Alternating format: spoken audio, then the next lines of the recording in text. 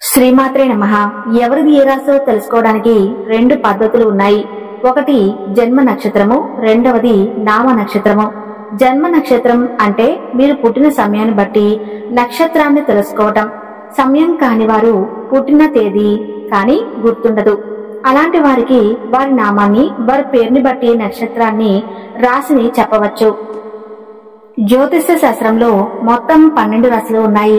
మేషరాశి నుండి మీనరాశి వరకు, అలాగే 27 నక్షత్రాలు ఉన్నాయి. ఇప్పుడు ఈ వీడియోలో మనం మీ పేరులో ఉన్న మొదటి అక్షరాన్ని బట్టి మీరు ఏ నక్షత్రం కిందకు వస్తారో, ఏ రాశిలో జన్మించారో తెలుసుకునే ప్రయత్నం చేద్దాం. మొట్టమొదటి రాశి మేషరాశి. మేషరాశిలో 3 నక్షత్రాలు ఉన్నాయి. అశ్విని నక్షత్రం, భరణి నక్షత్రం, కృతిక నక్షత్రం.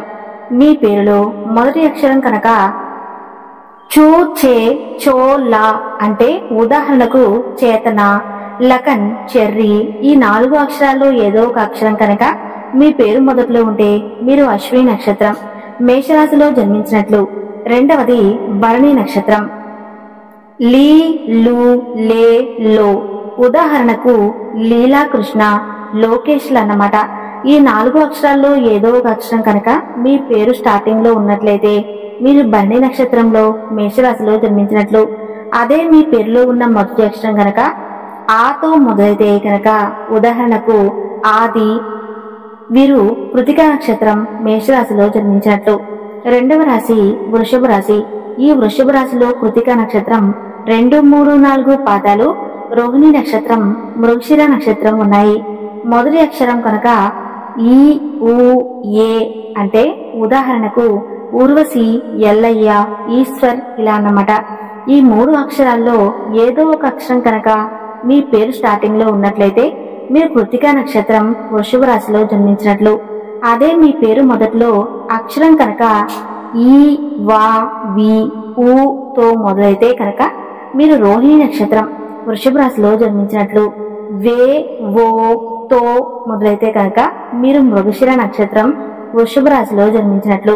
మూడవ రాశి మిథున రాశి. ఈ మిథున రాశిలో మృగశిర నక్షత్రం, ఆరుద్ర నక్షత్రం, పునర్వసు నక్షత్రం ఉన్నాయి. మీ పేరులో మొదటి అక్షరం కనుక కా, కీ తో మొదలైతే మీరు మృగశిర నక్షత్రం, మిథున రాశిలో జన్మించినట్లు.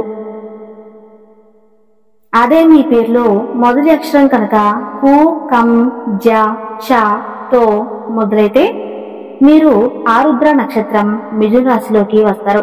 అదే మీ పేరు స్టార్టింగ్ లో కనుక కే, కో, హా తో మొదలైతే మీరు పునర్వసు నక్షత్రం, మిథున రాశిలోకి వస్తారు. 4వ రాశి కర్కాటక రాశి. ఈ కర్కాటక రాశిలో పునర్వసు నక్షత్రం, పుష్యమి నక్షత్రం, ఆశ్లేష నక్షత్రం ఉన్నాయి. మీ పేరులో మొదటి అక్షరం కనుక హీతో మొదలైతే మీరు పునర్వసు నక్షత్రం, కర్కాటక రాశికి వస్తారు. అదే మీ పేరులో స్టార్టింగ్ లెటర్ కనుక ఊ, ఏ, రు, డా తో మొదలైతే మీరు పుష్యమి నక్షత్రం, కర్కాటక రాశి కిందకు వస్తారు. డి, డు, టే, దో, తా కనుక మీ పేరు మొదలైతే మీరు ఆశ్లేష నక్షత్రం, కర్కాటక రాశి కిందకు వస్తారు. తదుపరి రాశి సింహరాశి. ఈ సింహరాశిలో మకా నక్షత్రము, పూర్వ పాల్గొని నక్షత్రము, ఉత్తర పాల్గొని నక్షత్రం ఉన్నాయి. మీ పేరు మొదటి అక్షరం కనుక మా, మీ, మూ తో మొదలైతే మీరు మకా నక్షత్రం, సింహరాశిలోకి వస్తారు. అదే మీ పేరు మొదటి అక్షరం కనుక మో, టా తో మొదలైతే మీరు పూర్వ పాల్గొని నక్షత్రం, సింహరాశి కిందకు వస్తారు. అదే మీ పేరు మొదటి అక్షరం కనుక టేతో మొదలైతే మీరు ఉత్తర పాల్గొని సింహరాశికి వస్తారు. తదుపరి రాశి కన్యా రాశి. ఈ కన్యా రాశిలో ఉత్తర పాల్గొని కొన్ని పాదాలు, ఆస్థాన నక్షత్రములు, చిత్త నక్షత్రములు ఉన్నాయి. మీ పేరు మొదటి అక్షరం కనుక తో, పా, పి తో కనుక మొదలైతే మీరు ఉత్తర పాల్గొని కన్యా రాశి కిందకు వస్తారు. అదే మీ పేరు మొదటి అక్షరం కనుక ఊ, షం, నా తో మొదలైతే కనుక మీరు హస్త నక్షత్రం, కన్యా రాశి కిందకు వస్తారు. అదే మీ పేరు మొదటి అక్షరం కనుక పే, పో, తో మొదలైతే మీ పేరు చిత్త నక్షత్రం, కన్యా రాశి కిందకు వస్తారు. తదుపరి రాశి తులారాశి. ఈ తులారాశిలో చిత్తా నక్షత్రము, స్వాతి నక్షత్రము, విశాఖ నక్షత్రం ఉన్నాయి. మీ పేరు మొదటి అక్షరం కనుక తో మొదలైతే కనుక మీ పేరు చిత్తా నక్షత్రం తులారాశి కిందకు వస్తారు. అదే మీ పేరు స్టార్టింగ్ లో కనుక రూ రే రో లా తో కనుక మొదలైతే మీరు స్వాతి నక్షత్రం తులారాశి కిందకు వస్తారు. అదే మీ పేరు స్టార్టింగ్ లో కనుక తీ తూ తే తో కనుక మొదలైతే మీరు విశాఖ నక్షత్రం తులారాశి కిందకు వస్తారు. తదుపరి రాశి వృశ్చిక రాశి. ఈ వృశ్చిక రాశిలో విశాఖ నక్షత్రము, అనురాధ నక్షత్రము, జ్యేష్ఠ నక్షత్రము ఉన్నాయి. మీ పేరు మొదటి అక్షరం కనుక తో మొదలైతే మీరు విశాఖ నక్షత్రం వృశ్చిక రాశి కిందకు వస్తారు. నా, నీ, ను, నే తో కనుక మొదలైతే మీరు అనురాధ నక్షత్రం వృశ్చిక రాశి కిందకు వస్తారు. ఉదాహరణకు నవనీత్, నాని అన్నమాట. అదే మీ పేరు మొదటి అక్షరం నో, యా, యు తో కనుక మొదలైతే మీరు జ్యేష్ఠ నక్షత్రం వృశ్చిక రాశి కిందకు వస్తారు. తదుపరి రాశి ధనస్సు రాశి. ఈ ధనస్సు రాశిలో మూల నక్షత్రము, పూర్వాషాఢ నక్షత్రము, ఉత్తరాషాఢ నక్షత్రం ఉన్నాయి. మీ పేరు మొదటి అక్షరం కనుక ఏ, యా, బా, బి తో కనుక మొదలైతే మీరు ధనస్సు రాశి కిందకు వస్తారు. అదే మీ పేరు మొదటి అక్షరము రు, ధ, బా, ఘ కనుక మొదలైతే మీరు పూర్వాషాఢ నక్షత్రము ధనస్సు రాశి కిందకు వస్తారు. బేతో కనుక మీ పేరు మొదలైతే ఉత్తరాషాఢ నక్షత్రం ధనస్సు రాశి కిందకు వస్తారు. ఉదాహరణకు బేబీ. తదుపరి రాశి మకర రాశి. ఈ మకర రాశిలో ఉత్తరాషాఢ నక్షత్రము, శ్రవణ నక్షత్రము, ధనిష్ఠ నక్షత్రము ఉన్నాయి. మీ పేరు మొదట్లో కనుక ఓ, జా, జీ కనుక ఉంటే మీరు ఉత్తరాషాఢ నక్షత్రం మకర రాశిలో జన్మించినట్లు. అదే మీ పేరు స్టార్టింగ్ లెటర్ కనుక జూ, జే, జోతో కనుక మీ పేరు మొదలైతే మీరు శ్రవణ నక్షత్రం మకర రాశిలో జన్మించినట్లు.